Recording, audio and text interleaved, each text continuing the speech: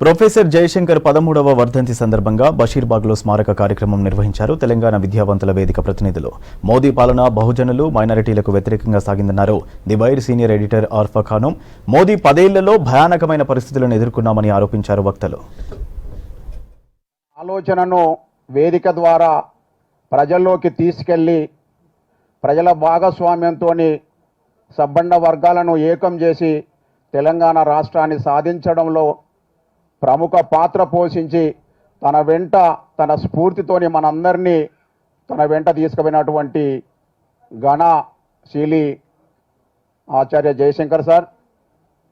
జయశంకర్ సార్ను రాజకీయ నాయకులు, రాజకీయ పార్టీలు, వివిధ సంఘాలు మరిచినప్పటికీ తెలంగాణ విద్యావంతుల వేదిక రాష్ట్ర శాఖ సార్ యొక్క వర్ధంతి సందర్భంగా ప్రతి సంవత్సరం జయశంకర్ సారు స్మారకోపన్యాసం పేరు మీద దేశంలో ఉన్నటువంటి ప్రముఖ సామాజిక స్పృహ కలిగినటువంటి వ్యక్తులందరినీ ప్రధాన వక్తలుగా ఆహ్వానించి ప్రతి సంవత్సరం విద్యావంతుల వేదిక సార్ యొక్క మెమోరియల్ లెక్చర్ ఏర్పాటు చేస్తున్నాం.